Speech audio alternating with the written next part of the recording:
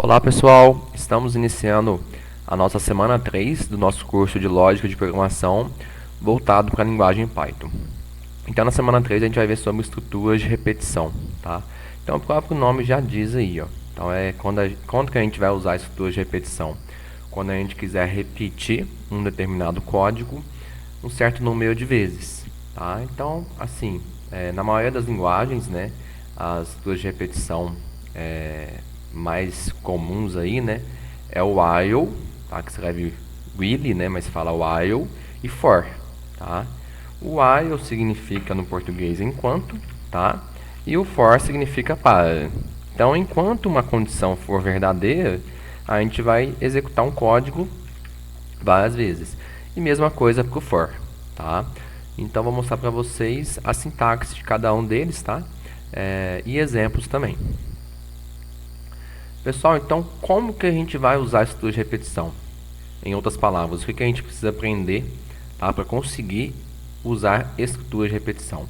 Então, primeiramente, a gente vai aprender sobre operadores de atribuição, depois as duas estruturas de repetição primitivas e depois sobre vetores. Tá? Operadores de atribuição. Atribuição significa o quê? Receber alguma coisa. Então, aqui seria, por exemplo, variáveis recebem valores, tá? Então é essa ideia aqui. A gente vai ver com outros exemplos depois. O while e o for são as estruturas de repetição e vetores, né, que tem o nome de arrays também, tá? E os vetores servem para guardar vários valores ao mesmo tempo em uma só variável, tá? Para facilitar a construção do código. Então, para começar, pessoal, vamos ver os operadores de atribuição. Então, eles estão aqui mais para trás, ó. Deixa eu andar um pouquinho aqui no slide. Aqui, ó. Pessoal, operador de atribuição tem esses daqui, tá? Eu vou colocar os mais usados nos nossos exemplos aqui, tá? Então, por exemplo, eu tenho a variável x e eu coloco igual a 5, quer dizer que eu estou atribuindo o valor 5 à variável x, tá? Então, vou dar um print aqui x para ver qual que é o valor de x. Ó, x é 5. Então, isso é uma atribuição. Uma coisa que eu posso fazer também é aumentar o valor de x. Tá? Se eu colocar isso daqui, ó, o que eu estou fazendo? Tá? Isso daqui é uma forma abreviada de dizer isso daqui, pessoal. X é igual a x mais 3. Tá? Então, vamos interpretar isso. Ó. X é igual a x. Então, x é igual a 5 mais 3. Então, x vai ser 8. Vamos imprimir agora o valor de x. Olha lá, x passou a ser 8. Tá? Então, isso daqui também é uma atribuição. Tá? Só que é uma atribuição que eu estou somando mais algumas unidades ao valor que já existe em x. Então, x está recebendo ele mesmo mais 3 unidades. Tá? Então, em estruturas de repetição, a gente vai usar muito essa linha 1 aqui, tá? Atribuição, e essa atribuição aqui aumentando o valor que já tem em x. Tá? Para ficar mais didático, né, mais fácil de entender, eu prefiro colocar assim, ó. Assim fica mais fácil de enxergar o que eu estou fazendo. Tá bom? Deixa eu dar um print aqui para vocês verem que funciona da mesma forma. Então, vamos agora falar das estruturas de repetição. Bom, então tem os dois comandos, o while e for, né? Começando com o while, tá? A definição é muito importante, ó. O bloco de repetição, então a gente usa a estrutura de repetição para repetir, tá? Formado pelo while, executa um conjunto de instruções enquanto, tá? Enquanto em verde aqui que é a tradução do while, enquanto uma dada condição for avaliada como verdadeira, tá? Então, vamos fazer um exemplo aqui com estrutura de repetição, utilizando o while. Pessoal, então, vou criar uma variável chamada, por exemplo, contador, tá? E ela vai começar em 1. Tá? Opa, começar em 1. E agora, vou usar o while. While, vamos observar a sintaxe dele aqui, ó. While, depois vem a condição ou as condições. Então, while contador for menor ou igual a 10. E aqui eu vou inserir o código, tá? Que vai ser repetido enquanto esta condição aqui for verdade, tá? Então aqui eu vou falar para imprimir, para solicitar a idade, vou fazer melhor.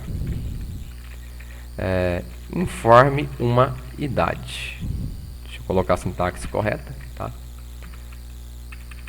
Informe uma idade. Tá. E aqui, ao invés de pedir 10 vezes, eu vou pedir apenas 5, tá? Como assim 5? Vou explicar para vocês. Bom, contador começou em 1. Tá? Aqui eu tenho o while e aqui eu tenho uma condição. Então, vou perguntar para o computador. Contador é menor ou igual a 5? Ou seja, 1 é menor ou igual a 5? É. Então, eu vou executar essas duas linhas aqui, ó. A primeira pede uma idade. A segunda aumenta o contador em uma unidade, ó. Contador recebe 1 mais 1. Contador passa a ser 2. Daqui eu vou voltar lá na linha 3 e perguntar. 2 é menor ou igual a 5? Sim. Então, vou pedir uma idade de novo e contador vai passar a ser 3. 3 é menor ou igual a 5? É. Vou pedir outra idade, contador passa a ser 4. E assim, vai fazer com 5. E assim, quando chegar no 6, observe o seguinte, ó. Contador está igual a 6. 6 é menor ou igual a 5? Falso. Quando é falso, pessoal, aí eu encerro a minha repetição. Encerro minha estrutura de repetição. Então, nesse nosso exemplo aqui, eu vou pedir a idade 5 vezes. Vamos testar? Ó, idade 10, 20, 30, 40, 50. Tá vendo? Então, eu pedi 5 vezes e a estrutura de repetição acabou. Professor, eu poderia fazer isso sem usar o while? Poderia pedir 5 idades sem usar o while? Poderia, tá? Como que ficaria sem usar o while? Vou apagar todas essas linhas aqui e deixar só essa linha aqui, tá? E vou pegar essa linha e replicar ela mais 4 vezes, tá? Então, funcionaria também, ó. 10, 20, 30, 40, 50, tá? Mas, para que colocar essa linha 5 vezes, se com uma estrutura de repetição como o while, eu posso fazer isso daqui apenas uma vez, tá? Então, é essa a ideia, pessoal. Deixa eu voltar o código como estava. Contador for menor que 5. Passo para cá, posso apagar aqui, né? E contador é igual a contador mais 1. Prontinho, pessoal. Deixa eu colocar uns 2 pontos aqui para ficar mais didático a saída aqui, ó. Agora sim, 10, 20, 30, 40. Opa, fiz alguma coisa errada. Ah, tá. É menor ou igual a 5. Beleza. 10, 20, 30, 40, 50. Prontinho, pessoal. Tá. Aí vocês podem estar me perguntando. Ah, pessoal, e a outra estrutura de repetição, o for? Como que eu faço o for? Pessoal, o for, a sintaxe dele é um pouco diferente do while, tá? Mas eu consigo fazer as mesmas coisas com o while e com o for, tá? Então, assim, dependendo do exercício, é mais vantagem usar o while. Dependendo do exercício, é mais vantagem usar o for, tá? Mas, normalmente, o programador tem preferência por uma ou pela outra estrutura de repetição. Como que eu faria o for, tá, pessoal? Então, for seria for x in range 5. O que eu estou fazendo aqui, pessoal? Eu estou falando que o for vai rodar 5 vezes. Então, aqui, ó, em range 5, quer dizer que eu vou rodar 5 vezes e vou pedir a idade. Deixa eu comentar essa parte de cima aqui, para vocês entenderem um pouquinho da diferença entre eles. Ó, olha lá, pessoal, 10, 20, 30, 40, 50. Tá? Então, o que acontece, pessoal? No for, a gente tem a nossa condição de parada aqui, né? Quer dizer que vai rodar 5 vezes. E a gente não precisa ir incrementando o contador. Esse contador já é incrementado, aumentado em uma unidade, ou em 2, ou em 3, através desse próprio comando aqui, tá, pessoal? Então, assim, o for, ele é mais seguro nesse ponto. Por que mais seguro nesse ponto? Porque mesmo que você esqueça, né? Aliás, se você esquecendo ou não, ele vai parar de rodar, tá? Agora, lá em cima, vamos supor que eu faça isso daqui, ó. Contador começa em 1, enquanto o contador for menor ou igual a 5. E aqui eu esqueço de aumentar o contador.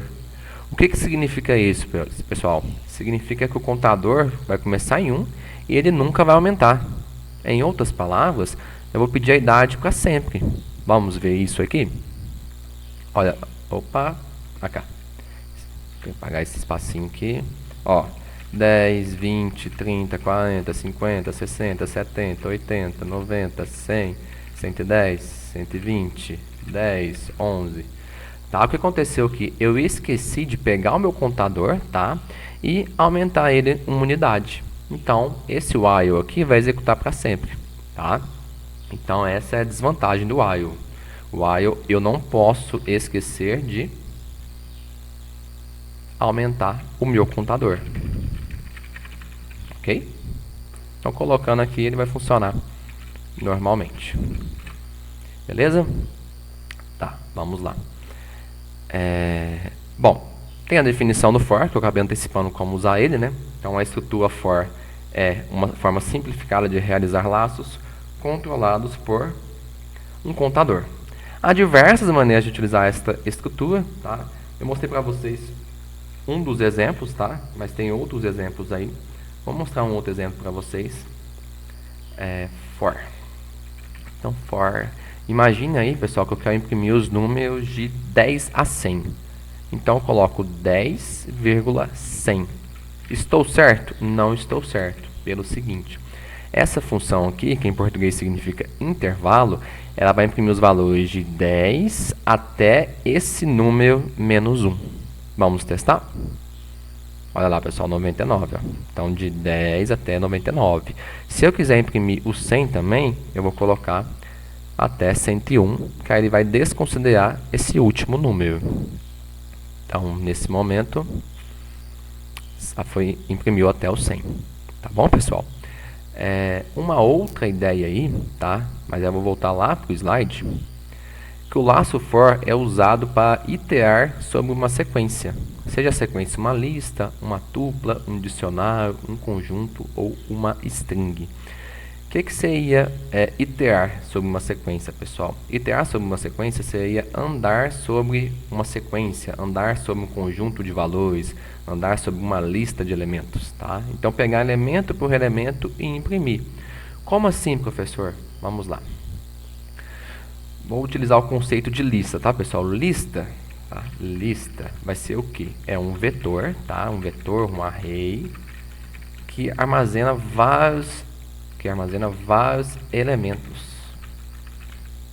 em uma única variável, tá? Então, como que eu crio a lista? Ó, coloco o nome dela aqui, da variável, e para falar que é lista, eu tenho que colocar os valores entre colchetes, ó. Então, ó, a variável frutas, que vai ser uma lista, ela vai ter os elementos maçã, banana e abacaxi. Beleza? Ok. Então, aqui é uma variável só, que representa uma lista, e essa variável guarda o valor de vários elementos nela. Ah, professor, como que eu imprimo todos os elementos de uma só vez? Print frutas. Ó, imprimiu. Ah, professor, como eu imprimo um elemento de cada vez? Então, é só pegar, ó, a variável frutas, a lista frutas, e pegar a primeira posição dela, tá? Lembrando que o vetor, o array, ele começa na posição 0, depois tem a posição 1 e depois a posição 2, tá? Então, sempre lembrar que a primeira posição de um vetor é a posição 0, tá? Então, se eu imprimir aqui, ó, vai imprimir maçã. Se eu quiser imprimir abacaxi está na posição 2. É o terceiro elemento, tá? Mas está na posição 2. Por quê? Aqui é a posição 0, aqui é a posição 1 e aqui é a posição 2. Imprimiu abacaxi. Ah, professor, mas estava explicando do for, que o for serve para andar em listas, vetores, arrays. E é verdade. Como que a gente faria para andar, né, iterar, né, sobre essa sequência aqui? É simples, vou pegar aí o for x, né? Esse x pode ser qualquer nome, pode ser x, pode ser f, por exemplo, em frutas. O que significa isso daqui, pessoal? A variável f, ela vai percorrer a lista frutas e a cada momento vai imprimir uma posição diferente, um valor diferente dentro desta lista. Então eu vou ter que usar um printf para ver se eu estou falando a verdade. Olha lá, pessoal, imprimiu maçã, depois imprimiu banana e depois imprimiu abacaxi. Beleza? No nosso exemplo aqui, eu estou falando que tem como andar, né, sobre uma sequência, e essa sequência pode ser uma string. Como assim, professor, string? Vamos lá. O que é uma string mesmo? Vamos lá. String. String é uma sequência, tá, de caracteres. Então, eu estou falando que eu posso usar o for, tá, para, por exemplo, andar sobre uma sequência de caracteres, imprimindo um caractere por vez. Então, por exemplo, eu vou colocar uma variável chamada nome, tá? E vou colocar nela o valor Mateus. Nesse momento que eu coloco a string Mateus porque está entre aspas, tá? Que eu coloco a string Mateus dentro da variável nome, essa variável nome passa a ser do tipo string. Ah, então como que eu faço para usar o for nessa string? É simples também, ó. For L, ou letra, por exemplo, for letra in nome. Então, cada vez que entrar nesse for aqui, eu vou pegar uma letra dessa string aqui, ó. Vai pegar o M, depois o A, depois o T e assim por diante. Então, eu vou pegar print letra. Vai ter que imprimir uma letra em cada linha. Olha lá, pessoal. M-A-T-H-E-U-S. Beleza? Então, essa é a ideia aí, ó. Quando eu quiser percorrer uma sequência, seja ela lista, tupla, dicionário, conjunto, string, o for é mais apropriado, tá? Mas a gente também consegue usar o while, beleza? Tá. Então eu falei já sobre o for e acabei falando sobre os vetores, tá? Então o principal objetivo dos vetores, tá? Eles são usados para armazenar vários valores em uma única variável. Vamos tornar essa definição mais importante. Então, vou colocar um exemplo para vocês lá no compilador. Imagina, pessoal, que eu quero colocar o nome de 5 pessoas. Quero armazenar o nome de 5 pessoas. Primeira opção, criar 5 variáveis. Então, por exemplo, nome 1, Mateus, nome 2, Benício, nome 3, Pedro Henrique, nome 4, Joey, nome 5, Princesa. Tá, eu consegui armazenar 5 valores, né? Mas eu consegui armazenar 5 valores em 5 variáveis diferentes. Para mim imprimir esses 5 valores, eu teria que colocar print nome 1. Deixa eu usar o Ctrl C, Ctrl V aqui. Print nome 5, nome 4, nome 3, nome 2. Opa! Vou testar agora para ver se deu certo. Olha lá, pessoal, imprimiu certinho, tá? Então, com 5 variáveis, eu consegui armazenar 5 valores. Mas, se eu criar um vetor, tá? Um vetor eu consigo armazenar vários valores em uma única variável. Então, observe o que eu vou fazer, ó. Vou criar uma variável chamada nomes e ela vai ser um vetor, tá? Vai ser um vetor, uma lista. E aqui eu vou colocar os 5 valores, ó. Mateus, Benício, Pedro Henrique, Joey e Princesa. Vou apagar esse código aqui e simplesmente vou imprimir a minha lista, o meu vetor. Olha lá, pessoal, imprimiu certinho, tá? Então, uma única variável consegue armazenar vários valores, tá bom? Pessoal, então, ó, algumas perguntas frequentes, né, que eu acabei já respondendo. Usar while ou for? Tem como resolver os exercícios usando as duas abordagens, tá?